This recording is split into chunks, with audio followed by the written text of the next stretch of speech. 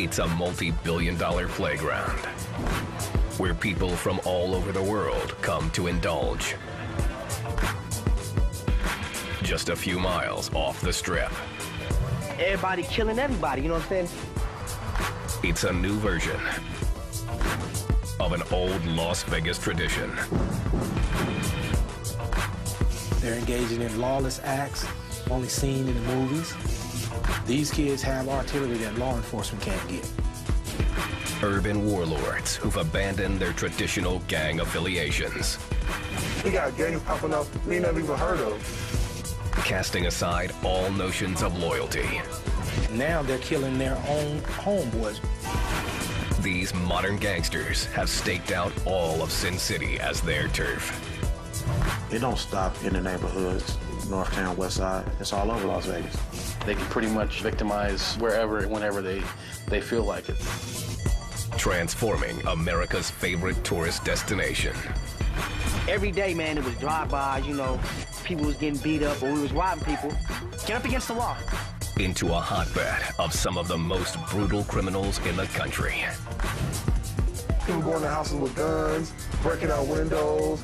I done seen the whole family get their whooped. Guns, sex, murder, and whatever. These new Vegas gangsters are a window into the frightening world of gang warfare. Just like pouring water in a glass with no sides. It would just keep flowing, flowing. That's what makes these gangs in Vegas so dangerous.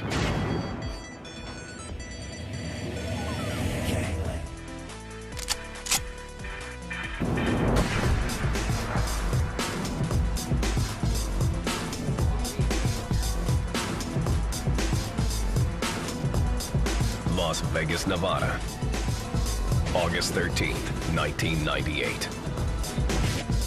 19-year-old Matt Moen was outside cleaning up the front yard of his home. Suddenly, 3 armed intruders seized Moen and dragged him inside. Brandishing weapons, they bound Moen and 3 of his friends who were inside. The boys were placed on the ground face down. Their legs were bound with duct tape. Their hands were behind their back and bound with duct tape. The intruders ransacked the house. They found $240 in cash and a PlayStation that they ended up taking. It was all they had. Then, one of the gunmen decided to up the ante. What happened next would go down as one of the most heinous crimes in Vegas history. It was the work of a new breed of gangsters in Sin City. Unlike in other cities, these Vegas crews have transcended the geographic boundaries normally associated with street gangs. Blue Angel is a former member of the Crips. But where I come from, Crips don't hang with Bloods and Bloods don't hang with Crips. And a lot of these new guys, they go against that. You know, they break the rules. Younger and more fluid in makeup, this new generation of gangs is clicking up.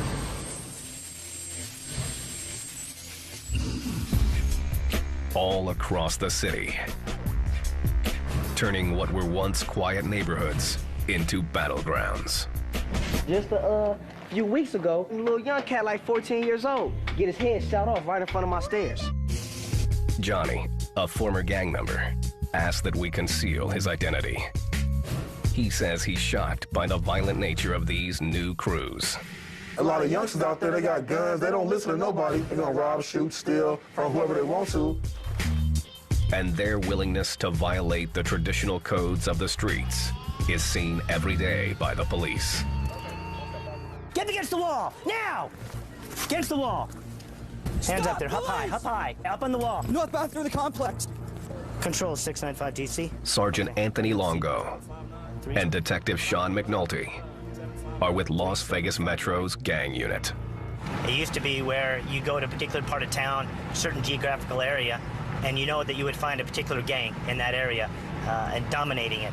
Now, you have 4 or 5 gang members from different gangs, now part of this one new gang. As these gangs lose their traditional affiliations, they become harder for law enforcement to identify.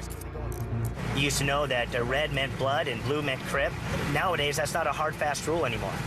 Even the gang members themselves have a hard time differentiating between themselves as to what set they're with and what clique they're with.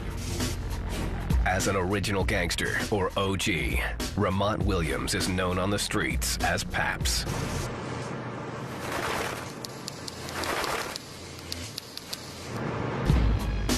He sees the new crews as a slap in the face to the gangsters that came before them. Back in the day, it was about a neighborhood thing. It wasn't about us going out preying on old ladies, beating up little kids and stuff, you know, robbing old people and stuff like these kids are doing today. Ramont should know. He's one of the forefathers of Sin City's exploding gang scene. I'm gonna always be embraced as an OG because I helped originate this here in Las Vegas. Born in Oakland, Ramont moved with his mother to the LA suburb of Compton in 1969. Looking for a role model, Ramont was taken with Stanley Tookie Williams, one of the original members of the LA street gang known as the Crips. We see the movies, and this is a reality. You have your stars here, and you have your stars in the hood.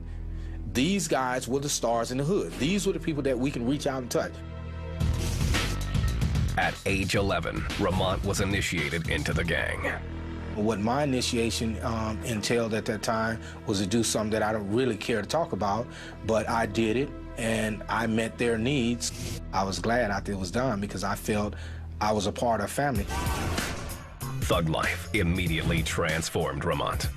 I was doing a whole bunch of things I shouldn't have been doing. Shooting dice, getting high. I was intoxicated by that Compton lifestyle.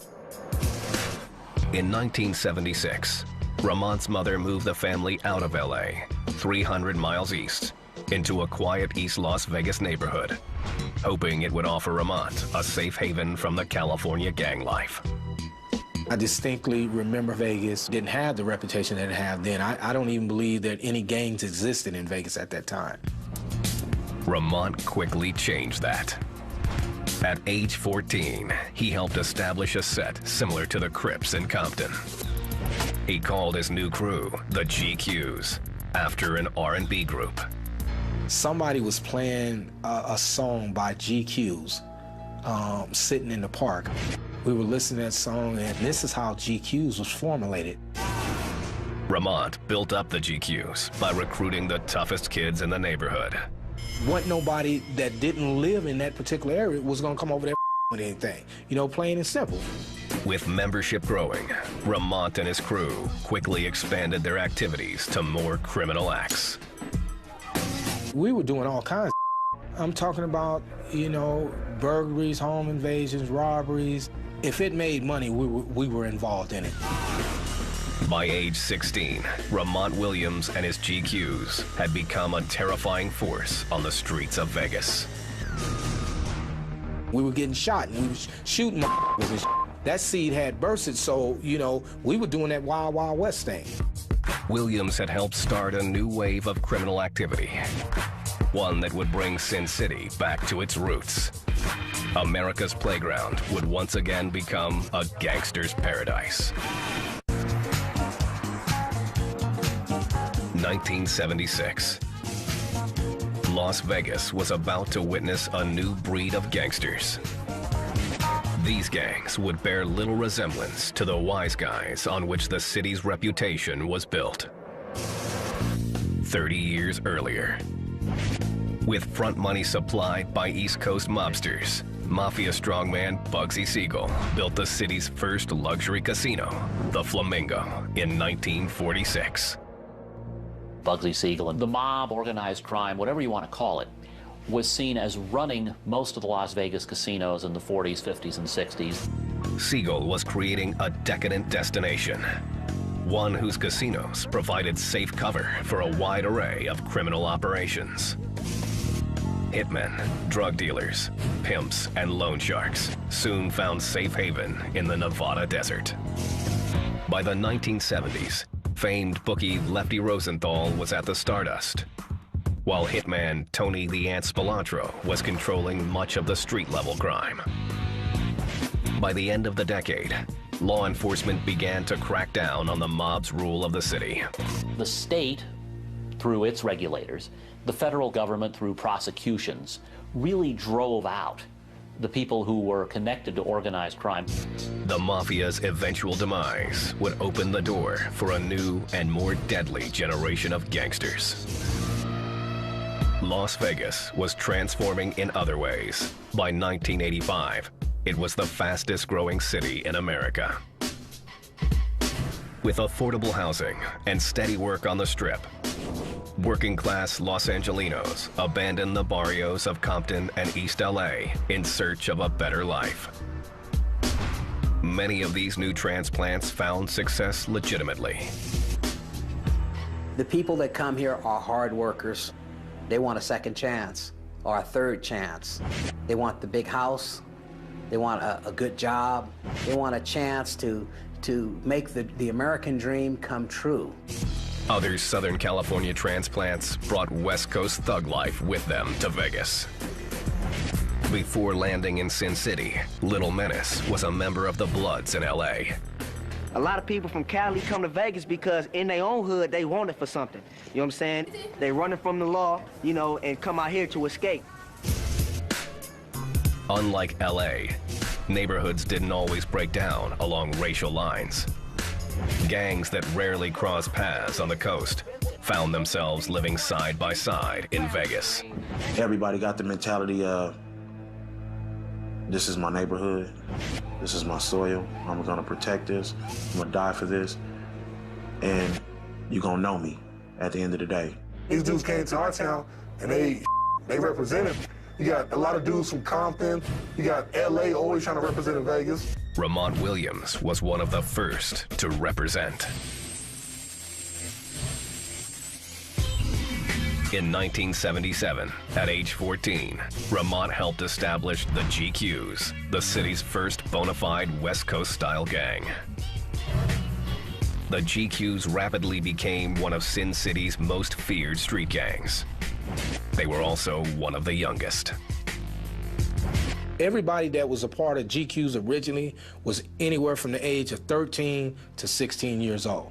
So we were pretty much babies. We didn't have no 23, 25, 30-year-old guy that was the leader. The GQ's rise to power was built on Ramont's innovative ideas about how the game should be played. He saw the Vegas melting pot as an opportunity to take gangbanging to the next level.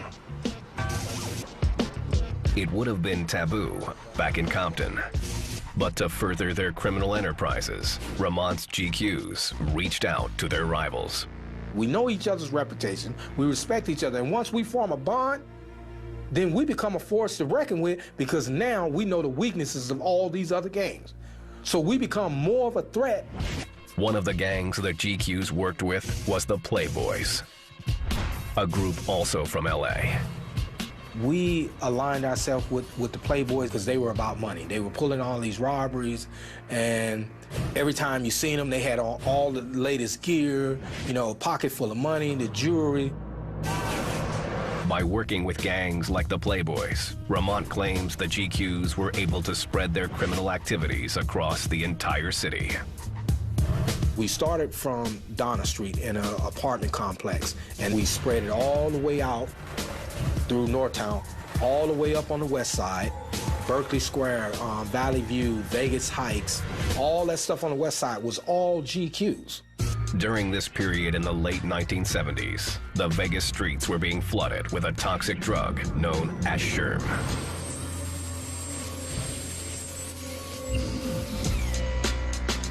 Sherm was cheap to make and easy to distribute. The concoction had hallucinogenic effects. Once you become intoxicated, you know that alters your state of mind. So they're not thinking rationally. Ramont and his crew not only dealt Sherm, they used it too. A habit that brought his mercurial rise to an abrupt halt. August 1981. 10 miles from the Strip. Ramont Williams and several members of the Playboys attempted to rob a crowded casino bar in North Las Vegas.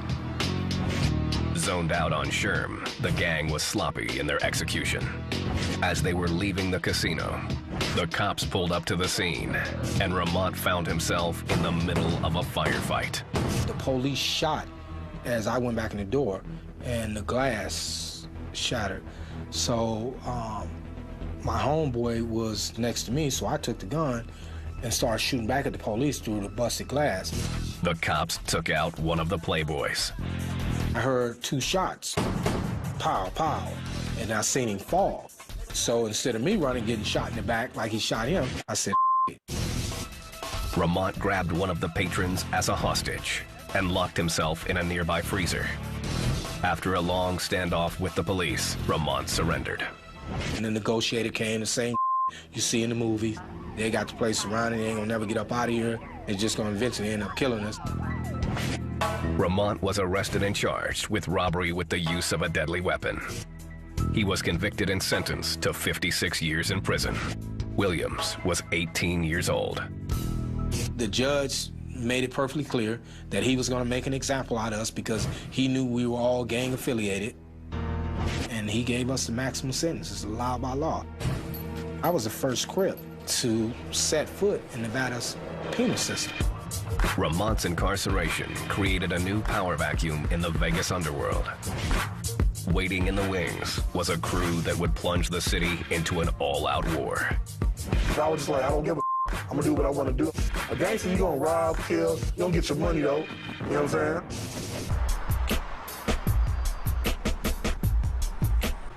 1981, with Ramont Williams behind bars, the gang he founded, the GQs, were no longer a force on the streets of Vegas.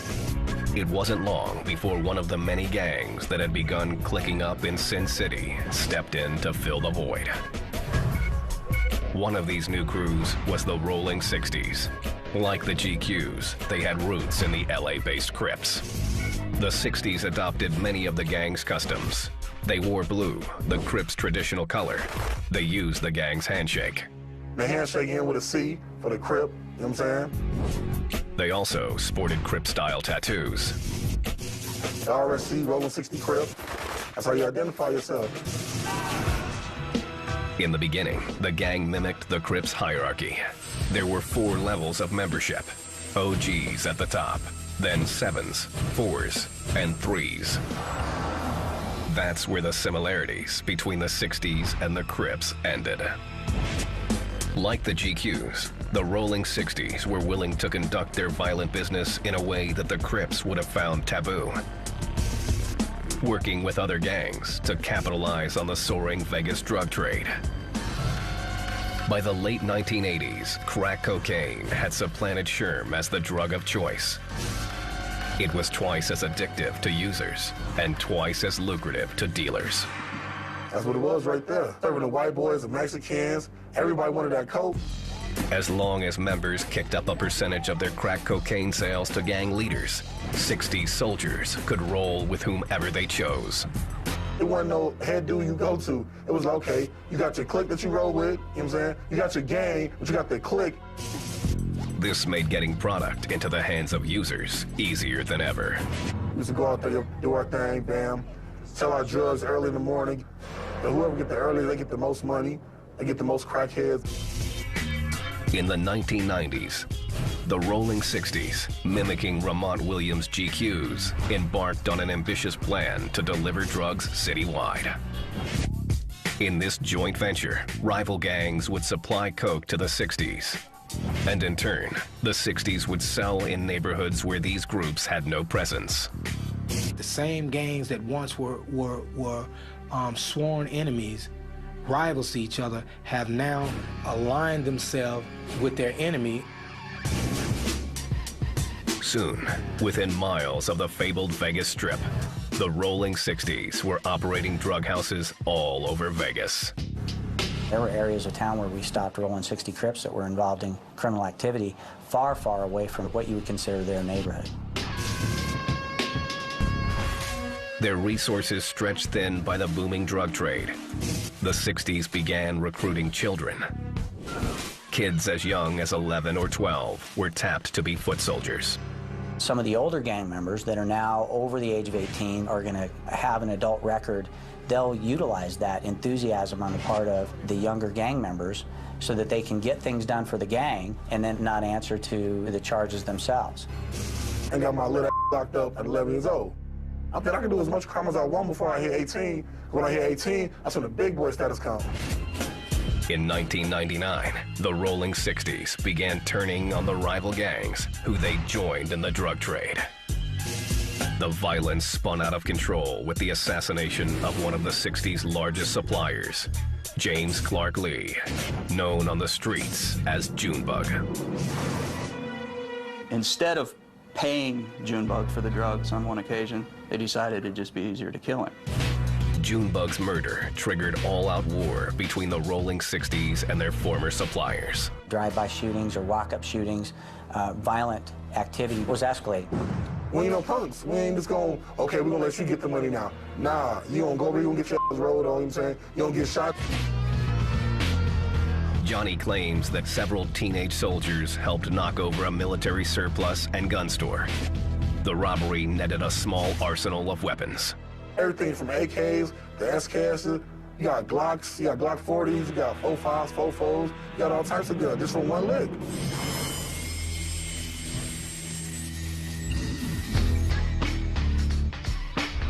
The casualties mounted on both sides, including Johnny's older brother, a high-ranking member of the Rolling 60s.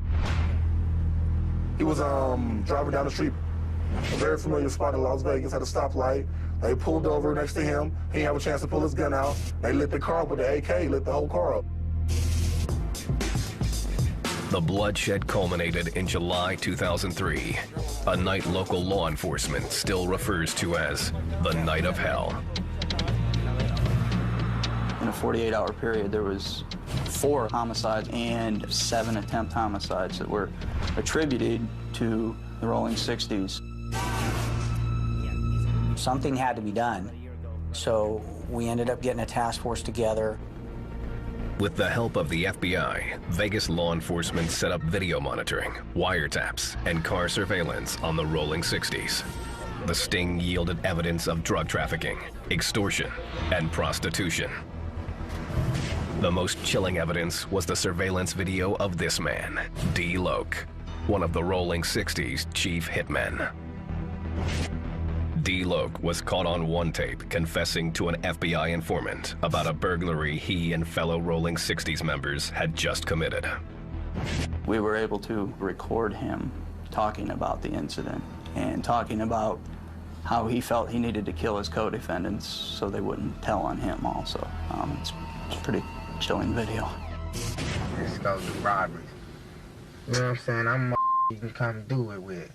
Because when I go in, if it's that type of party, ain't nobody talking. They went into a drug house, and their intent was to rob the rival gang members of their drugs. I made up my mind on that. If this all over and any one of them talk, I'm gonna blow them fools' heads off. They ended up murdering the 2 guys in the house. No lights. Only lights you seen was from them gun. After a 2-year investigation, law enforcement would gather enough evidence to arrest 42 members of the gang. The Rolling 60s didn't know what hit them. One day we all on the block kicking back, drinking yak, Hennessy, all that. Next thing you know, okay, you got like 5, 6, like 10 police cars come up on you, bam. Johnny wasn't picked up in the sweep, but even with the heat coming down on his crew, he decided to pull a carjacking. I cocked the shotgun and told him, you gonna get out this car, or you gonna get your head blown off. That's gonna get a lot of scared. Once they hear that, they gonna get out the car with a hurry upness. Moments later, the police caught up to Johnny. They start flashing their lights, and I ain't going out like that, man. You know what I'm saying? If I go on the freeway, I'm on a high-speed chase, I'm gone, man. If I lose them on the freeway, hide the gun, stash the car somewhere, you know what I'm saying? They end up finding me. Johnny was convicted of robbery and sent to prison, joining dozens of his fellow 60s soldiers behind bars.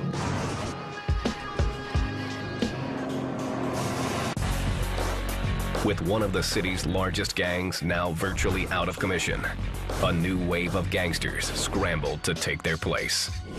These gangsters took the deadly Vegas street game to a new level of chaos.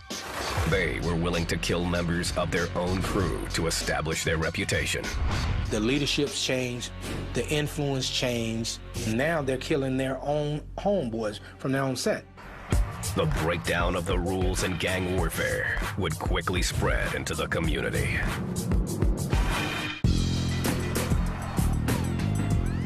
Las Vegas, 2003. Within months of the rolling 60s takedown, droves of upstart gangs began vying for control of the streets of Sin City. You can neutralize it for a second, like with the indictment. You ain't gonna stop it, though. Thanks in part to the blueprint laid out by the rolling 60s, Vegas gangbangers were now willing to click up with anyone. Loyalty was no longer part of the code. Back in the day, you're not gonna find a blood with a Crip, or a Crip with a blood. But nowadays, you may even see the blood and a Crip working together. No longer tied to a specific group or piece of turf, this new generation felt free to terrorize every hood in Sin City. They're mobile, you know, almost nomadic in the way that they operate, and they can pretty much victimize wherever and whenever they feel like. This random new brand of violence spilled over into the wider community, resulting in one of the most horrific crimes Vegas has ever witnessed. August 13th, 1998, 11 p.m. 3 armed intruders accosted 19-year-old Matt Moen on the front lawn of a house he was renting with a few of his buddies. At gunpoint, they dragged Moen into the house where 3 of his friends were inside. The gunman placed the boys face down on the floor and bound their legs and hands with duct tape. Moen and his friends lay helpless as the intruders ransacked the house. There were items strewn about the carpet, plants were pulled out of their pots, cushions were taken off of sofas. Their haul, $240 and a PlayStation. One of the burglars then turned to the 4 boys. One by one, he shot Moen and his friends, execution style, a single bullet to the back of the head. Just imagine being duct taped face down on the ground with 3 of your other friends and hearing them being shot one at a time and knowing your time is coming next. David Moen, Matt's father, learned about his son's murder when he found the house surrounded by police vehicles.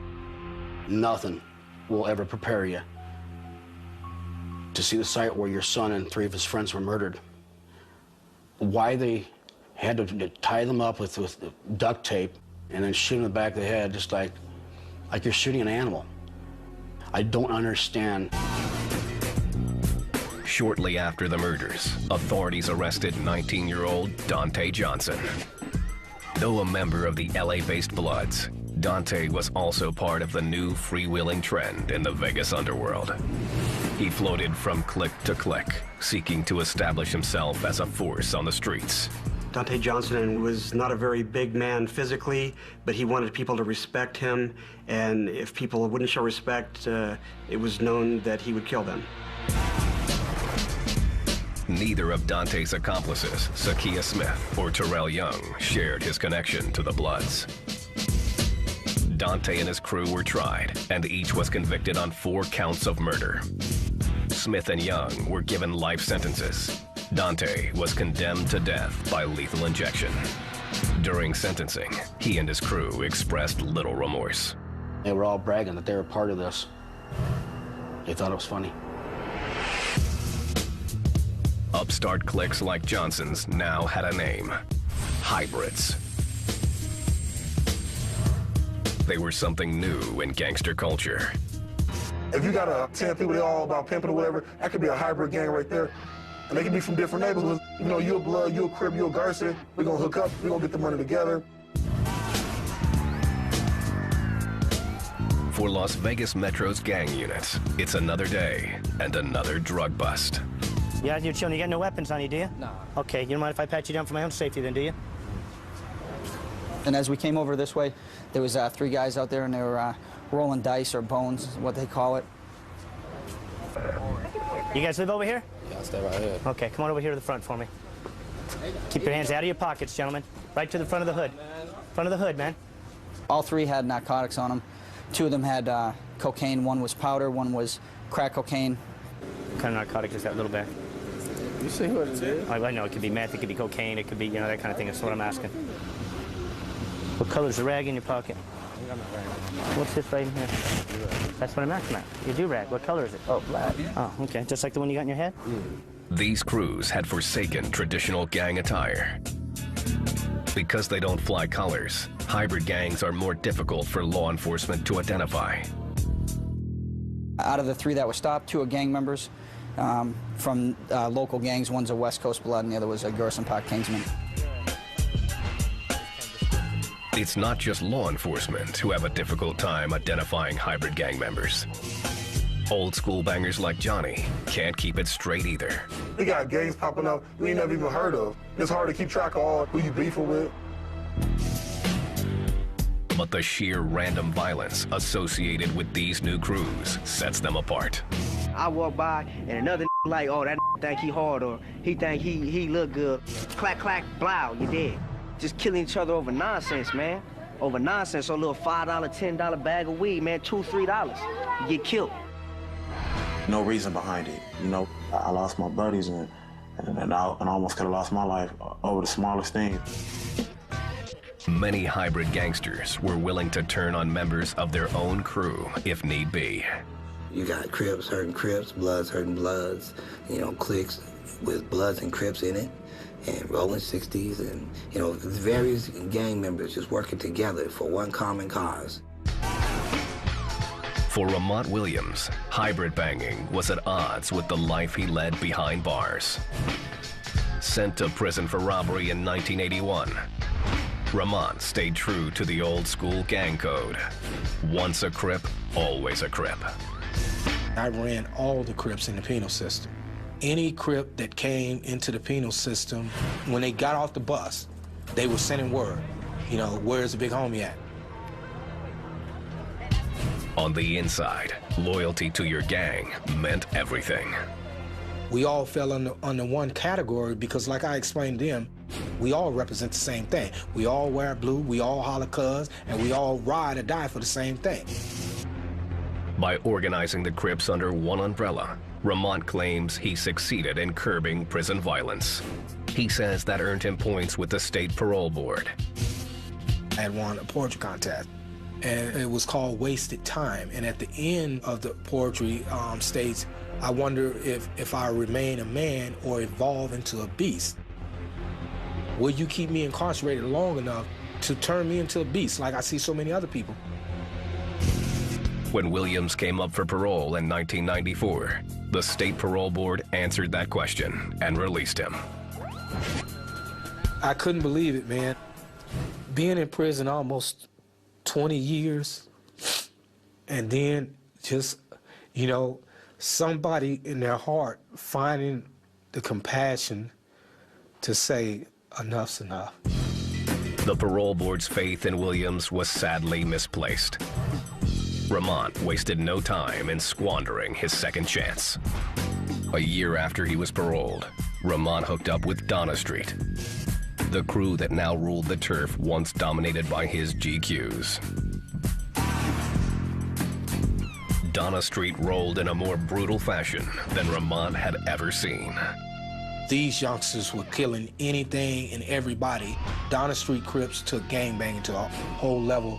Not to say that I honor anything they did as far as murders and stuff like that. I'm just saying they took it to a whole nother level. The pull of that gangster lifestyle proved too much for Ramont. All those years in the pen had only made him more violent. I was that hardened gangster thug street warrior, if you will.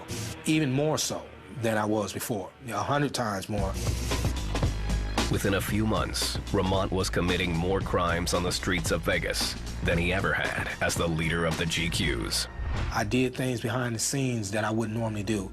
I didn't have a heart, no compassion for anybody. Soon, Ramont found himself involved in drug dealing, as well as running a high-priced prostitution ring. I just monopolized it and took it to a whole different level. In my own way, I felt I was the Black Scarface. Still, Ramont felt his new crew couldn't be trusted. He began to wonder if each day on the street might be his last. I was always looking over my shoulders. I was always peeking out the window every time I heard a door shut. You know, I used to have some of my homies shadow me so people wouldn't try to rob me and stuff like that. It was the cops, not fellow gangsters, that brought Ramont down again. One afternoon, he received a harrowing call from his wife. She was screaming, and I was like, calm down, tell me what's going on. She said, the FBI and the DEA just kicked in the door. And I said, well, how the hell are you on the phone then? She said, your PO got the phone up to my ear. Ramont's parole officer told him he'd been charged with assault with a deadly weapon. Ramont surrendered without a fight. When I turned myself in, it was like everybody was looking for me. His parole was revoked, and he was sentenced to 3 more years in the state pen. Ramont's first stint in prison had created a vacuum on the streets. This time around, he was just one of thousands of players in a Vegas gang scene spinning out of control.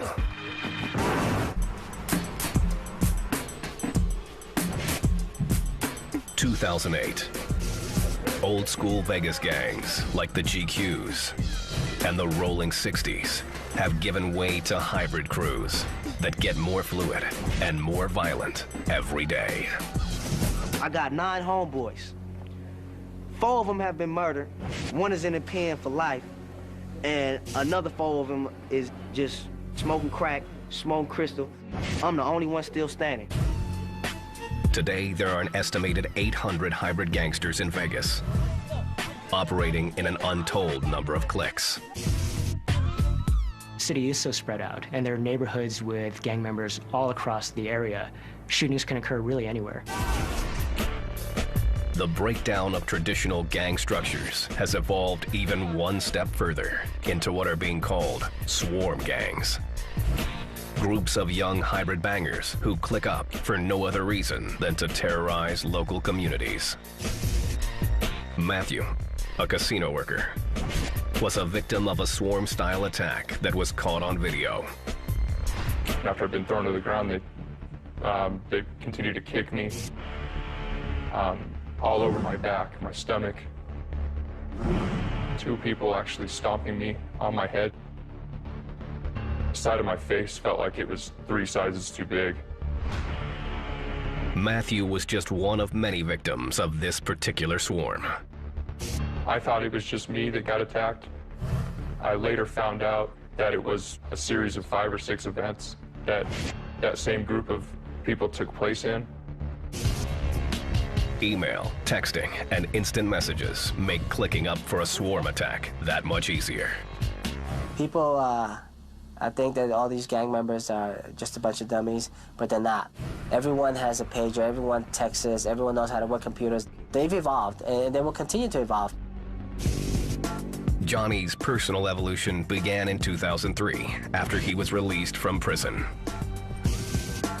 He says he's made a clean break from his gang. He now works in the restaurant business, although going straight has been a battle. I'm 24 years old now, even though I got a felon in my record. At 17 years old, I went to my adult record. You know what I'm saying? If I could take about anything, it'd just be that felony. Ramont Williams has also tried to change his life. His transformation began in Nevada's Ely State Penitentiary. In the middle of the prison yard, Ramont called a meeting of the prison's most ruthless gangsters. Leaders from every major Nevada gang were represented. The police thought it was about to be a riot because everybody was coming out, and I had called all the shot callers together. What happened next shocked every gangbanger there. Ramont Williams renounced the thug life. I said, you know what, man, I'm done. And they were like, man, you tripping. You need to smoke this joint and chill out. And I was like, dude, I'm serious, I'm done. Ramont says he could no longer live with all the pain he had caused. I have a lot of regrets. Had I known that by initiating this, that it would cause so much hardship, so many mothers to cry and mourn for their kids, for a society that we live in to be terrorized by our own children, no, I would have never been involved in it. Released from prison for a second time in 1998, Ramont Williams now operates a landscaping business.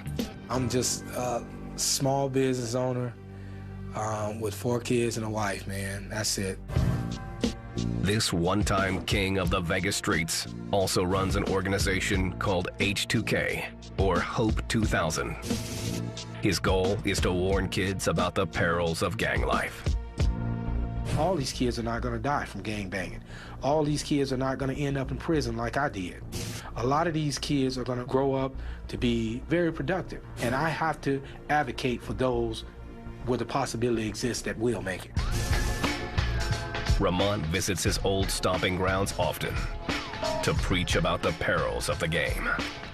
Most times, kids don't realize the outcomes of being in gangs. You know, all they see is that moment, that flash, you know, that glory. They don't see the outcome of possibly death. Then, in 2007, Ramont was indicted on an attempted murder charge after allegedly attacking another man with a garden hoe. The case has been scheduled for trial.